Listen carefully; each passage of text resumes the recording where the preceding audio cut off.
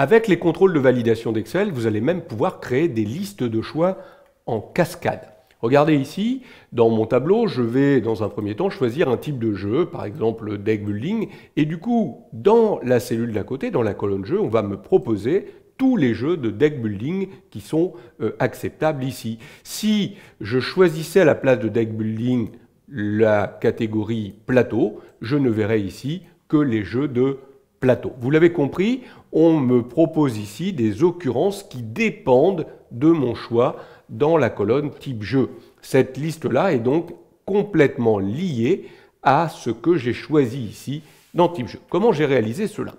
Alors cette liste-là, je l'ai créée de façon tout à fait classique. J'ai sélectionné, j'ai choisi dans données, validation de données, une liste que j'ai attachée à une source de données qui contenait les différents éléments. Voilà, ça, on sait faire, on l'a vu dans d'autres vidéos.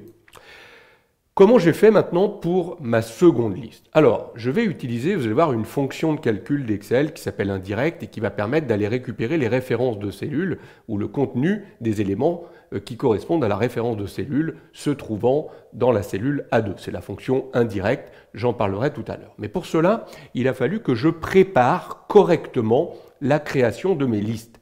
Je les ai créées dans la feuille paramètres, je vous montre cela. Dans type jeu, déjà, la première liste, j'ai mis les différentes familles de jeux en prenant soin, regardez, de ne pas mettre d'espace, parce qu'en fait, on va réutiliser cela comme référence de cellule. Or, pour nommer une liste, on sait qu'on n'a pas le droit dans un nom de mettre d'espace. Donc du coup, ici, j'ai mis A underscore 2, j'ai remplacé l'espace par un underscore. C'est important, pourquoi? Parce que autant pour cette liste-là, j'ai le choix du nom, autant pour les listes qui vont dépendre de celle-ci, je n'aurai pas le choix du nom. Regardez, j'ai mis la liste des jeux de deck building ici, et cette liste-là, j'ai pris soin de la nommer deck building exactement de la même façon que ce qui était proposé dans la première liste. D'ailleurs, si vous regardez là-haut, la zone de nom affiche bien deck building. Pareil ici, cette liste des jeux de plateau, je l'ai sélectionnée, je l'ai appelée plateau. Cette liste des jeux d'enquête, je l'ai appelée enquête. Et cette liste des jeux A2, je l'ai bien appelée A underscore 2. Vous savez qu'on n'a pas le droit de mettre un espace dans un nom de cellule. Si vous voulez le vérifier, vous pouvez aller dans l'onglet Formule, Gestionnaire de noms. Vous voyez que le nom A underscore 2 fait bien référence à la plage de cellules qui va de K12 à K16 dans la feuille Paramètres pour deck building. Le principe est le même, sauf que dans Paramètres, on va de E12 à E16. Donc j'ai pris soin de bien nommer chacune de mes listes. Ça, c'est le travail le plus important, parce qu'une fois que ça c'est fait, vous allez voir que c'est très simple.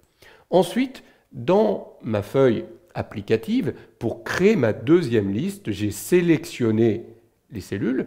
Je suis allé là encore dans l'onglet Données. J'ai utilisé la commande validation de données. Et là, dans Options, regardez, j'ai choisi de nouveau une liste. Mais cette fois-ci, au niveau de source, j'ai utilisé une fonction de calcul égale indirect de A2. Alors A2, parce qu'on est ici sur la cellule B2, mais quand on sera ici en B3, il ira chercher A3 et ainsi de suite. J'ai utilisé de l'adressage relatif. Indirect, c'est une fonction qui permet de renvoyer la référence de cellules spécifiée par une chaîne de caractères. Ça veut dire qu'en fait, il va aller regarder le contenu de la cellule A2, c'est une chaîne de caractères enquête, et il va utiliser ça comme plage de cellules. Or, moi, enquête, ça correspond bien à une cellule, une plage nommée qui s'appelle enquête, et il va donc me renvoyer les références à cette plage. Voilà comment j'ai réussi à ramener les jeux d'enquête. Pareil ici, il ira récupérer le nom donné à la plage plateau et il m'amènera ici la liste qui est référencée sous le nom plateau. Donc vous voyez que ce qu'il faut, c'est avoir bien conçu la liste et utiliser cette fonction tout simplement indirecte. Le reste, c'est le même principe, on met un message de saisie, on met une alerte d'erreur. Et voilà, le tour est joué. Maintenant, dès que je choisis un type de jeu, je choisis les jeux A2, il me propose ici les différents jeux A2. Si à la place de A2, je choisis un jeu d'enquête, j'aurai ici les jeux d'enquête qui me seront proposés. Pourquoi? Parce qu'il va chercher le nom donné à la plage enquête et me ramène les éléments qui correspondent.